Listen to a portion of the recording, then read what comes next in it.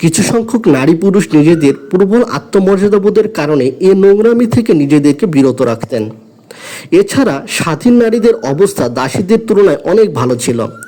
দাসীদের অবস্থা ছিল বড়ই করুণ। জাহিলি যুগে অধিকাংশ পুরুষ দাসীদের সাথে সহবাসকে কোনো ধরনের দোষই মনে করা হতো না। আবু দাউদে উল্লেখ রয়েছে, একদা এক ব্যক্তি দাঁড়িয়ে বলল, হে আল্লাহ রসুল, অমুক আমার পুত্র। জাহিলি যুগে আমি তার মায়ের সাথে মিলিত হয়েছিলাম। নবী সাল্লাল্লাহু আলাইহি ওয়াসাল্লাম বললেন, ইসলামে এ ধরনের দাবির কোনো সুযোগ নেই। এ সন্তান ওই মহিলার স্বামীর, আর ব্যভিচারীর কপালে রয়েছে পাথর নিক্ষেপের মৃত্যুর মতো কঠিন শাস্তি। হযরত সাইদ ইবনু আবি ওয়াক্কাস রাদিয়াল্লাহু তাআলা আনহু ও আবদ ইবনু জামারের মধ্যে জামার দাসীর পুত্র আব্দুর রহমান ইবনু জামার বিষয়ে ঝগড়া হয়েছিল। সে তো সুপ্রসিদ্ধ ছিল। জাহিলি যুগে পিতা সন্তানের সম্পর্ক বিচিত্র ধরনের ছিল।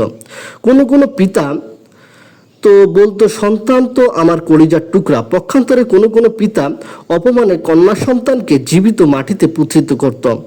দারিদ্র্যের ভয়ে সন্তান হত্যা করত পুত্র সন্তানদের। পবিত্র কুরআনে যার বিবরণ পাওয়া যায়, তবে পুত্র সন্তানদের হত্যার বিষয়টা ব্যাপকভাবেই ছিল।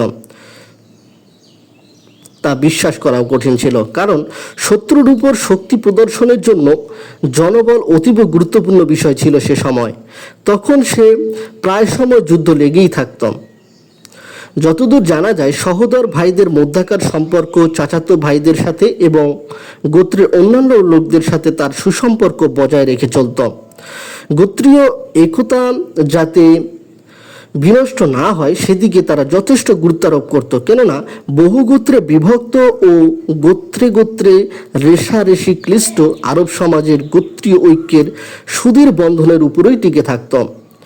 গোত্রের মর্যাদা ও নিরাপত্তা টিকিয়ে রাখতে তারা জীবন বিলিয়ে দিতেও কুণ্ঠাবোধ করত না। সাম্প্রদায়িকতা ও আত্মীয়তাই ছিল গোত্রীয় নিয়ম শৃঙ্খলার মূল নিয়ামক। তারা আক্ষরিক অর্থে প্রসিদ্ধ এই উপমার আবেদনকে লালন করত।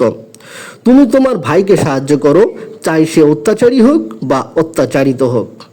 ইসলাম প্রতিষ্ঠিত হওয়ার পূর্ব পর্যন্ত বিভিন্ন গোত্রের লোকজনের মধ্যে এই উৎকণ্ঠ গোত্রীয় চিন্তাধারা প্রচলিত ছিল।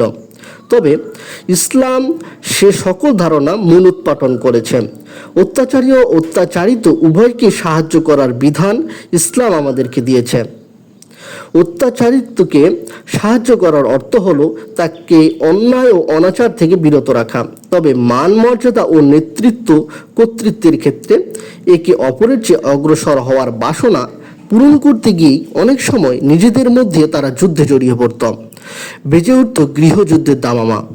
যেমনটি লক্ষ্য করা যায় আউস, খাজরাজ, আবাস, জুবিয়ান, বরক, তাগলিব ও অন্যান্য গোত্রের সংগঠিত ঘটনাবলীর ক্ষেত্রে। পক্ষান্তরে ভিন্ন ভিন্ন গোত্রের মধ্যে সম্পর্ক ছিল বেশ খারাপ। প্রকৃতপক্ষে গোত্রগুলোর সকল ক্ষমতাই ব্যয়িত হতো গোত্রে গোত্রের যুদ্ধ বিগ্রহের মাধ্যমে। তবে দ্বীনি শিক্ষার কিছুটা প্রভাব ও সামাজিক রসম রেওয়াজের কারণে অনেক সময় যুদ্ধের বিভীষিকা ও ভয়াবহতা কম হতো। সমাজে প্রচলিত কিছু নিয়মকানুনের অধীনে বিভিন্ন গোত্রে মৈত্রী বন্ধনেও আবদ্ধ ছিল। এছাড়া নির্দিষ্ট মাসসমূহে তাদের জীবিকা উপার্জন ও জীবিকা নির্বাহের ক্ষেত্রে বিশেষভাবে সহায়ক ছিল। মোট কথা সামুদ্রিক অবস্থা ছিল চরম অবতীর্ণ। মূর্খতা ছিল সর্বব্যাপী, নোংরামি ও পাপাচার ছিল চরমে। মানুষ জীবনযাপন করত পশুর মতো। নারীদের বেচা কেনার প্রচলন ছিল। নারীদের সাথে অনেক সময় এমন আচরণ করা হতো যেন তারা প্রাণহীন মাটি বা পাথর। পারস্পরিক সম্পর্ক ছিল ভঙ্গুর। সরকার ও প্রশাসন নামে যা কিছু ছিল তা মূলত প্রজাদের নিকট থেকে অর্থ সম্পদ সংগ্রহ করে কোষাগারে পূর্ণ করার কাজে নিয়োজিত ছিল। সংরক্ষিত থাকত প্রতিপক্ষের বিরুদ্ধে যুদ্ধ করার জন্য। অর্থনৈতিক অবস্থা। সে যুগে আরবদের অর্থনৈতিক পরিকাঠামো ও অর্থনৈতিক অবস্থা ও ব্যবস্থাকে কোনোভাবেই তাদের সামাজিক অবস্থার চেয়ে উন্নত বলার কোনো সুযোগ নেই। প্রকৃতপক্ষে ব্যবসা বাণিজ্য ছিল তাদের জীবন ও জীবিকার মূল অবলম্বন। কিন্তু দেশ থেকে দেশান্তরে গমনাগমন, মালপত্র পরিবহন ইত্যাদি ব্যাপারগুলোতে নিরাপত্তাহীনতার কারণে সেখানে বাণিজ্যিক আদান প্রদান সম্ভব ছিল না।